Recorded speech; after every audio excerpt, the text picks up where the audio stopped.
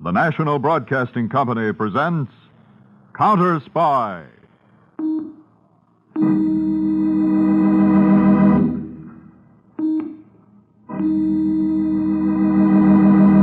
Washington calling David Harding, CounterSpy. Washington calling David Harding, CounterSpy. Harding, CounterSpy, calling Washington.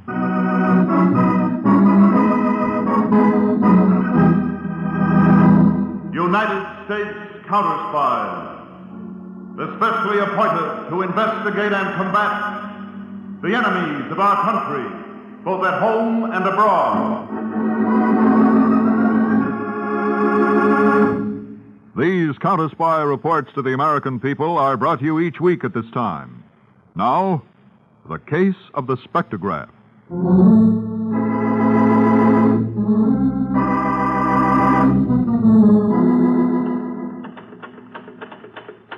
Miss Phelps, Yes, Mr. Blake? when is Dr. Carthouse going to be here? Why, He might at least be prompt. After all, we are his financial backers. I know, Mr. Donner. As such, we're certainly entitled to better treatment than this. Of course, Mr. Fulton. Considering the fact that we've advanced close to $50,000 for his sonic research so far. Oh, I know you have, gentlemen. Now, look, Miss Phelps, have you any idea where he is? Oh, probably at Columbus Circle, 59th Street and Broadway. Oh, no, not again. More speeches? Well, Dr. Carthouse was feeling very good when he left here, and as you know, he usually makes speeches when he feels good. Yes, flowery ones, too. Although you'd never guess it from the way he talks normally. Abrupt, to the point. Well, I'm not going to have my dignity trifled with any longer.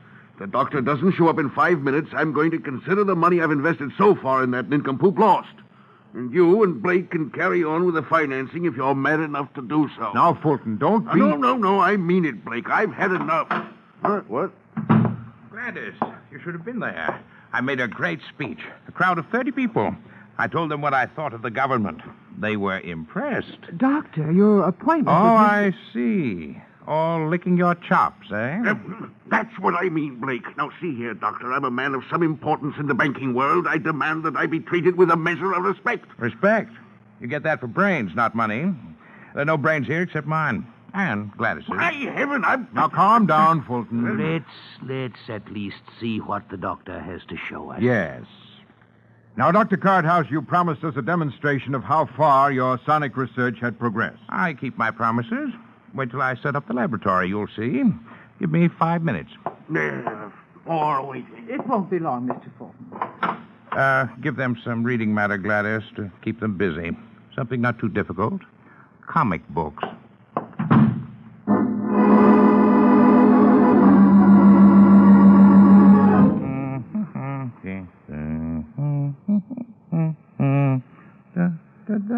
Ha. Good. All set.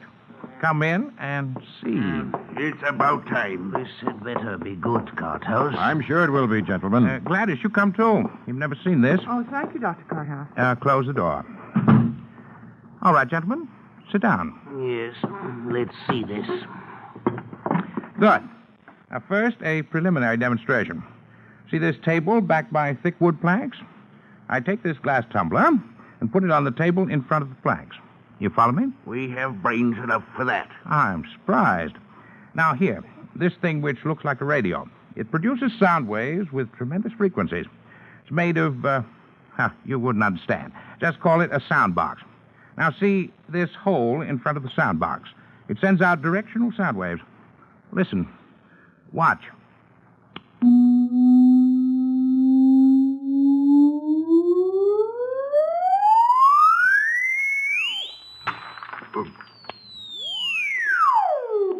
There. See? Your ears hurt? I can barely hear now. Yes, but what of it, Dr. Carthouse? Shattering a glass is nothing new. A good, robust voice can do it, just holding a note long enough. Right, Blake. I showed you that for contrast with the real demonstration, which is coming now. Gladys. Yes, Doctor. Brush the glass off the table. Yes, sir. Now, the three of you, look at this. A steel tube. Go on, take it. Pass it around. Heavy. 3/4 inch steel. Armor plate. No question about it. Now, Fulton, be useful. Put the steel tube where the glass was. Like this? Right. I didn't think you were so smart, Fulton. I will not tolerate... Oh, shut up, Fulton. Go on, Dr. Carthouse. There's nothing more to say, Blake. Just listen. Watch again.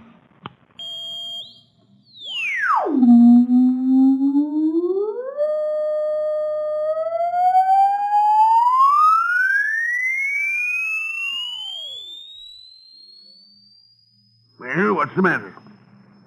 Something go wrong, Doctor? No, the sound waves which are sent out now are too high for your ears to hear. Just watch the steel tube.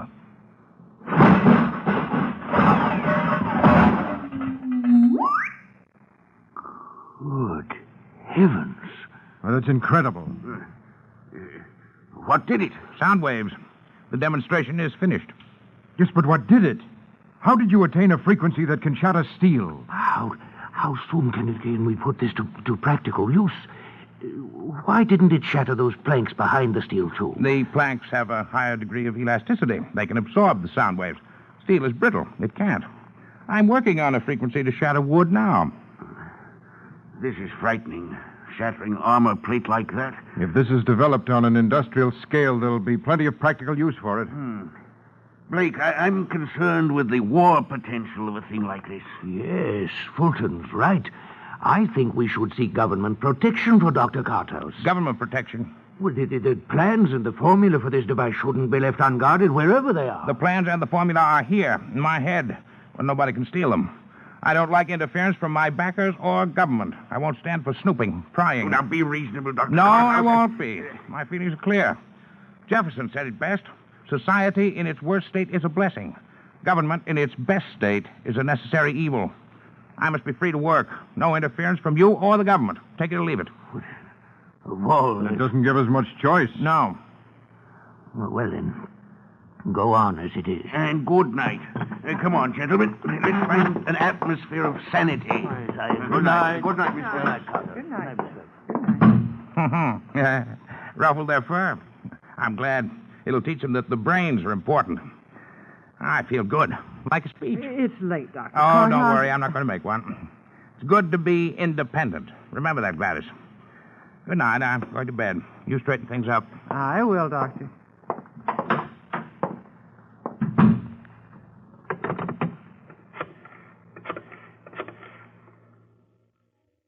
Long distance? I'd like to place a call to Washington, D.C., the headquarters of the United States CounterSpy.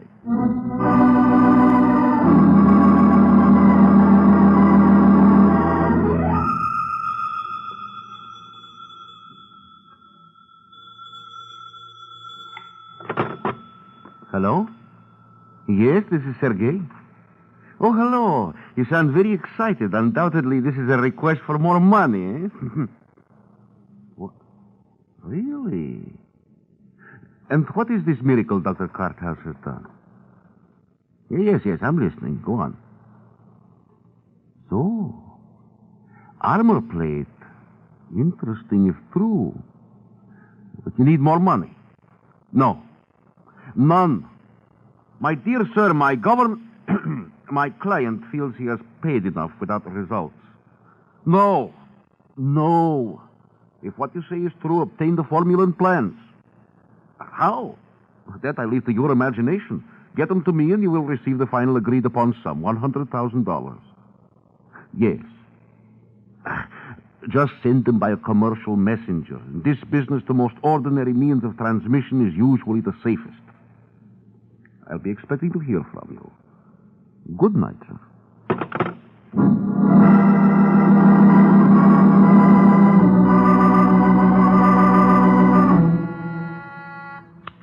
Yes, what is it, Peters? Mr. Harding, there's a call from New York for you, a Miss Gladys Phelps, about a Dr. Semyon Carthouse. Oh, my gosh, not him again. What's that, Chief? Well, never mind. Put the call on my line, then call Bowling Field and tell them to get the jet plane ready for a trip. Then come in here yourself. Hello? Hello? Miss Phelps? Yes. Is this Mr. Harding? Yes, it is. You're calling about Dr. Semyon Carthouse? Yes, Mr. Harding. I work with him. Yes, go on, Miss Phelps. Well, Dr. Carthouse has just concluded a rather terrifying demonstration in the field of sonic power. I think he should be protected for his own sake. Oh, does he know you're calling me? Oh, no, sir. I thought not. The doctor's a bit eccentric. Yes, that's a mild word, Miss Phelps. You don't have to explain. I've had dealings with him before. Well, then you understand he must know nothing of this. I thought perhaps if you could send an agent. Hold it, Peters. Well, Miss Phelps. Yes. I'll come up to see you myself. I should be in New York in about 2 hours and a half. Oh, thank you, Mr. Harding. Where shall I meet you? Where are you now? At the doctor's home, 1232 West 82nd Street. All right. You'll be at the corner of 82nd Street and Columbus Avenue in exactly 3 hours. I'll pick you up in a car, and you can tell me all about it while we drive around. I'll be there, Mr. Harding. Fine. Goodbye. Goodbye. Chief, what's this all about? A woman calls from New York, mentions a Dr. Carthouse, and right away we're flying up there. Peters, I don't know what it's about, but the fact that it concerns Dr. Carthouse is enough for me. Where he's involved, I'd fly from here to Moscow via the Antarctic if I had to. Who the dickens is he? The most brilliant and aggravating man I've ever dealt with. I'll tell you all about him on our flight up. Come on, let's get started.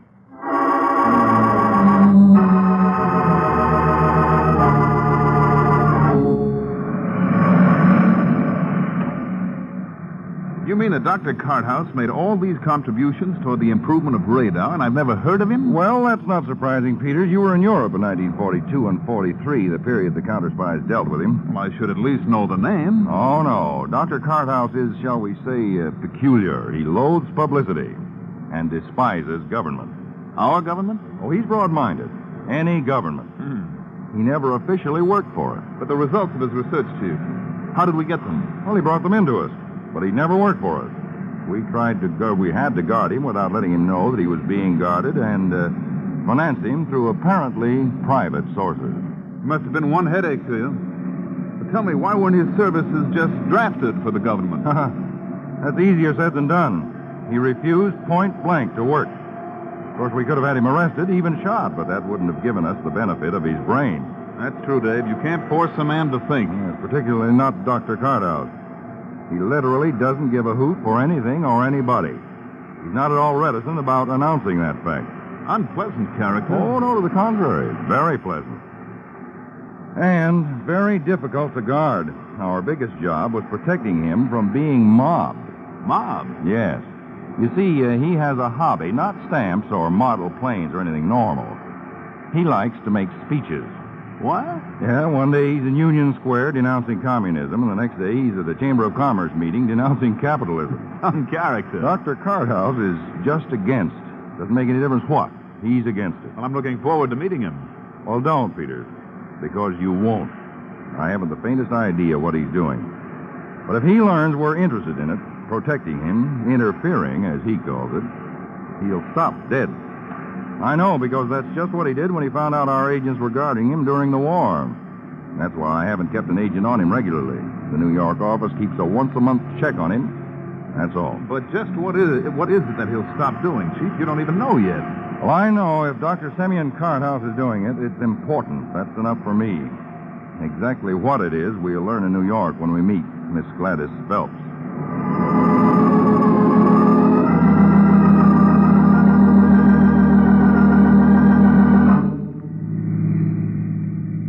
It's true, Mr. Harding. I saw it myself.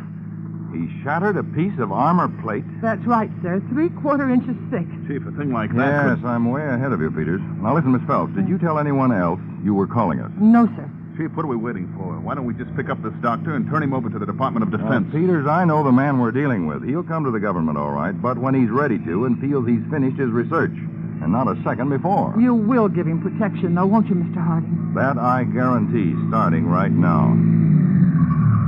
We're back at 82nd Street, Chief. All right, Miss Phelps. Now, you better get back to the doctor's house. We've been driving around for more than an hour. All right, Mr. Harding. And don't worry. We'll have a guard over him every minute from now on. Well, I've got a feeling I don't get any sleep tonight, Chief. You don't, Peters. Stick here and keep your eye on that house she's going into until I send an agent to relieve you. Okay. Now, one thing you've got to make sure of, Peters, that Dr. Carthouse doesn't become suspicious of you. I haven't lost a trail yet, Chief. Well, if Carthouse finds out about you, we lose more than a trail. We lose the use of his brain, and that we can't pick up. I'll be... Hey, the girl's coming back. What? Mr. Harding, the laboratory. Dr. Carthouse, he's been murdered.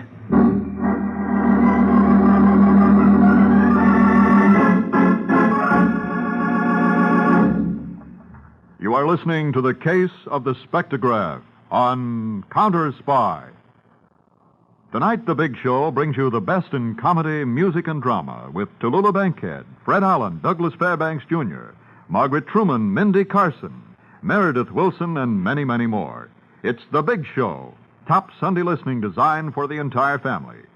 And speaking of families, tonight means another delightful adventure for the Madcap Harris family and all their friends on the Phil Harris Alice Faye Show. That's tonight over most of these NBC stations. Now, back to CounterSpy.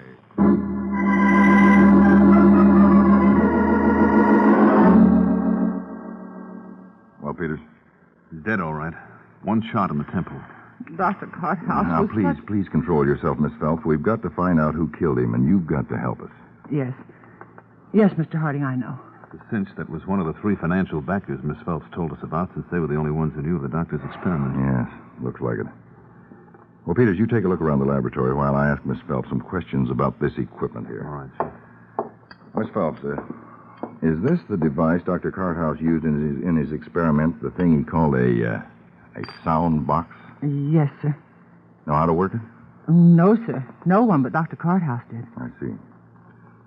Well, this machine over here with the endless roll of paper in it and the pencil marks on the paper, what's this? Well, that's a spectrograph, Mr. Harding. It draws a picture of sound waves. Dr. Carthouse used it to make the sound patterns of his research visual. Oh, yes, I've heard of the spectrograph. That's funny. What is, Miss Phelps? That roll of paper in the spectrograph. I swear it was clean when I left here, but now it's all marked up. Oh, now hold it, Peters. You mean someone's used this spectrograph? So it would seem. Exactly how does this work? I'm a little vague on the details. Well, that microphone on the desk is connected to the spectrograph. When you speak into it or make a noise in front of the microphone, that pencil apparatus on the spectrograph makes a line on the paper corresponding in length to the volume of the noise. Oh, I understand. Chief, that fits in with what I found. What, Peter? Look, these marks on the desk. 4 of them. Like rubber grippers on the bottom of a portable typewriter. Then this indentation in the desk blotter.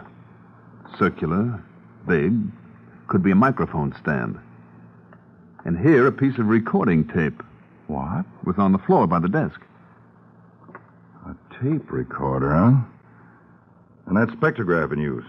What does it mean, Mr. Harding? Well, the recorder's pretty obvious. Whoever killed Dr. Carthouse wanted his knowledge first. He knew the doctor kept nothing in writing, so he made him speak his piece and then shot him. I go along with that, Mr. Harding. Then we can assume that he talked into the microphone attached to the murderer's recorder and at the same time switched on his own microphone attached to that spectrograph. Chief, you mean the whole story is in those undecipherable pencil lines on that roll of paper? Well, I mean, it's worth the trouble to find out what is on that roll of spectrograph paper, something we're going to do right now.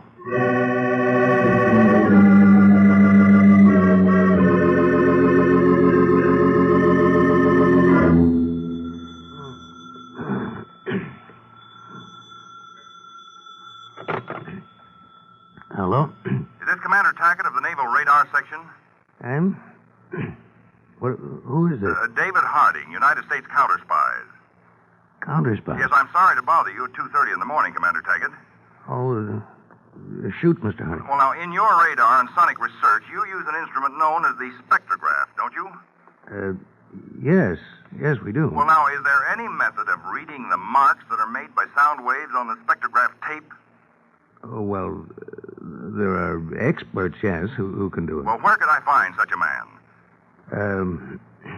Well, if you give me a couple of days... Oh, no, that's too long. Commander, isn't there any other way we could find out what a spectrograph tape says? Well, I might be able to make it talk. How? We have the apparatus in our naval laboratory here in New York. If I had an enlarged photograph of the spectrograph tape... You'll have it, Commander Tackett. If you'll go right down to the naval laboratory, I'll meet you there in 30 minutes.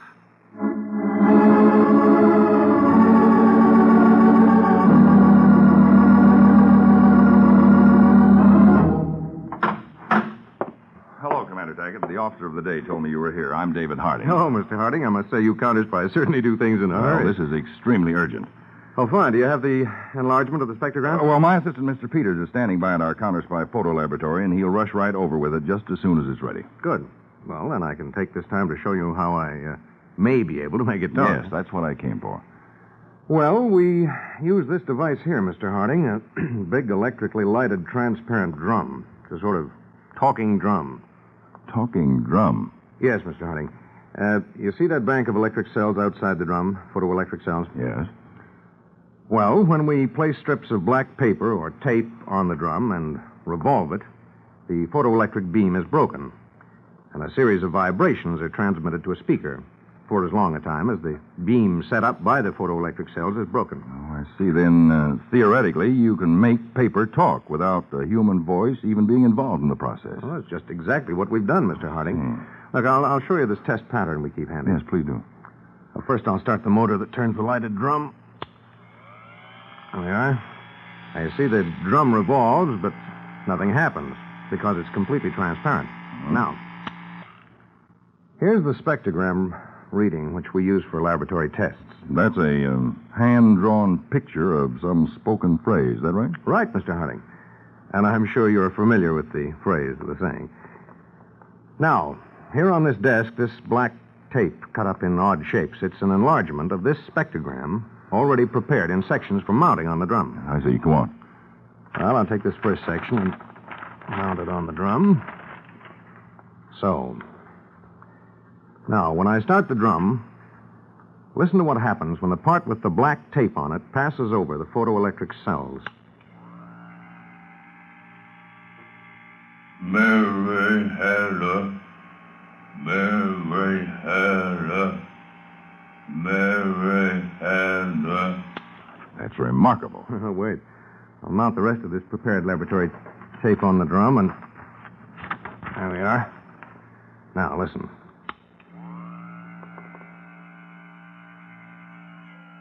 Mary had a little lamb. Its fleece was wet as snow. Why, that's astounding, Commander. Do you think that by cutting up the enlarged spectrogram my assistant brings, we'll be able to hear exactly what was said on it? Well, I'm sure we will. Of course, the voices won't be recognized. Well, that's not too important if we can only get them... Here you are, Mr. Harding. The enlarged spectrogram. Good. We had to enlarge it in sections. The roll of paper was so long. What about this, Commander Daggett? Think you can work from this? Oh, my assistant, Mr. Peters. Oh. Yes, I think so. It'll take time, though. See, I'll have to cut it up, and we can only get about 50 or 60 words on the drum at one time. Well, let's start at the beginning and get going. I want to know what those black lines say just as soon as possible. There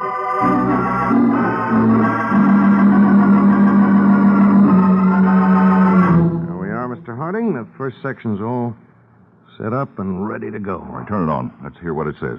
And pray that the voice of the murderer is on it. All right, here goes.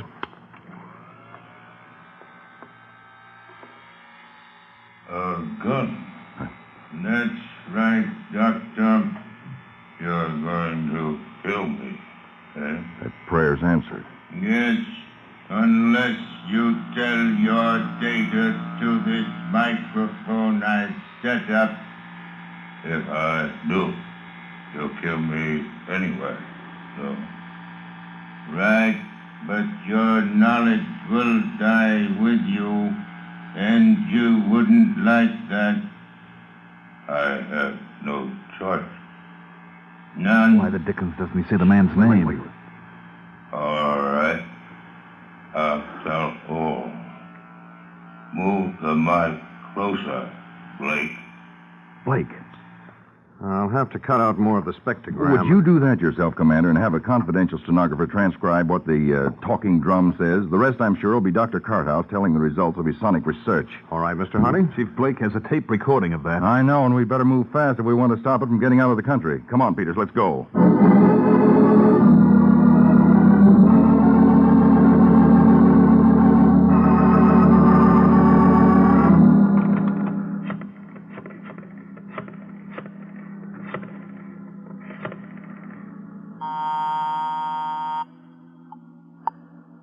Hello? Sergei, this is Blake. I told you, Blake, no more money without results? I've gotten results. What? Yes, they're on their way over to you by messenger now. So, You'll send the money right away? 100,000? when I'm satisfied the results are worth it. Well, then satisfy yourself fast, because I need the money in a hurry. I'll be waiting to hear from you. Goodbye.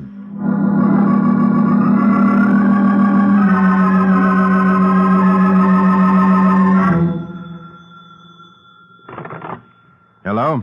Congratulations, Blake. Sergey, I was just going to call you. It took me some time to get a tape recorder to play the tape which you sent me. Well, do I get the money? It's on its way over to you by messenger now. Half the sum. Half? You will get the rest when the scientists of my client have confirmed the value of what you sent. Now, look, Sergey. After all, I am not technically qualified to judge what I heard on that tape. So be satisfied with half for the present. Our understanding was... Hold on, Sergey. There's someone at the door. Most likely the messenger with your money. I'll take it and be happy. I'll be in touch with you in the future. Goodbye. Now, Sergey. Sergey. Just a minute. Package for Mr. Blake. Yes, that's me. Sign here. All right. There, and here's $1 for your trouble. Just one out of the 50,000, Mr. Blake? What? You're not a very generous tipper. What the devil is this? Who are you two? United States CounterSpies. It isn't every man we run errands for, Mr. Blake. You should feel honored. I don't understand. What's this all about? The tape recording for Mr. Sergei Yekoro. We delivered it. You delivered it. After switching the one you sent for the one we made especially for the purpose. I don't know what you're talking about. It's no use, Blake. We've known about you since early this morning. The only reason we didn't pick you up sooner is that we wanted to see to whom you disposed of that recording that you forced Dr. Carthouse to dictate before you killed him. Killed him? That's right, Blake. You see, Mr. Yekoro's government will waste a lot of time trying to make something out of the recording we substituted, a fact which won't make us unhappy. So, Blake... Now, listen. I'll make a deal with you. I didn't kill Dr. Carthouse, but I'll tell you everything. All about Sergei. He's the one that did the killing. Really? Yes, I swear it. Now can we make a deal? No, Blake. For two reasons.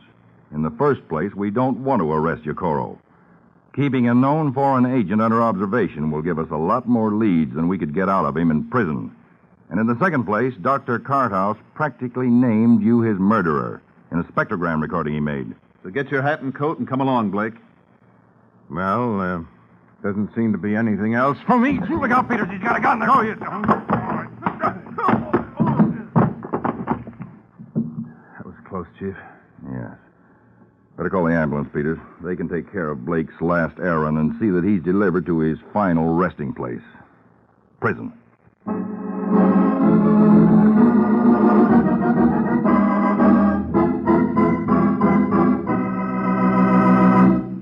Tune in every week, same time, same station, to CounterSpy. Listen next week for the exciting Case of the Smuggled Schedule. Next week, we shall reveal for the first time why a certain small package was given one of the biggest guards in CounterSpy memory, and how your counterspies went underground so that the wrong car would lead in the right direction. Listen to The Case of the Smuggled Schedule on CounterSpy.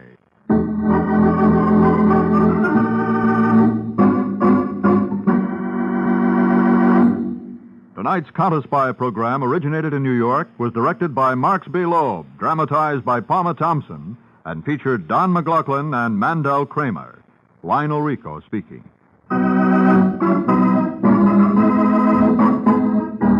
Attention all counterspies. Are you ready to embark on a thrilling adventure beyond the airways? Tune in every Friday night to catch the pulse-pounding action Three of times CounterSpy, mean where danger good lurks times around on every corner, NBC. and secrets are Tonight, uncovered The Big with Show, every radio's twist and greatest turn. spectacle, But wait, presents your another mission broadcast in doesn't its end there. NBC For Sunday those night of you queue. craving more excitement, Your hour and a half we've of got comedy, just the music, ticket. and drama tonight Introducing Lost include in Tallulah Brazil, Bankhead, your Fred passport Allen, to a world Danny of Thomas, intrigue, Douglas mystery, Fairbanks and Jr., untold stories Mindy from Carson, the heart of Brazil. many, many more. Join us on the journey through Theater the Guild on the vibrant Air streets tonight and brings you bus the radio stops of premiere of the Brazil. hit musical See the hidden Carousel, corners of starring Brazilian Patrice culture. Moncel and Cornel Gripping Wilde. favelas to Hear captivating Margaret Truman and countrysides. Doug Fairbanks Lost in Jr. Brazil on the brings big you show closer today to on the NBC. pulse of this diverse and enchanting country. So why wait? Follow us on Lost in Brazil and unlock a world of adventure that will leave you spellbound. Don't miss out on the ultimate escape. Subscribe now and immerse yourself in the magic of Lost in Brazil at Lost in Brazil RJ, where every story is an adventure waiting to be discovered. See you next week for more thrilling episodes of CounterSpy. And remember to join us on Lost in Brazil for an unforgettable journey. Click on the link in the description.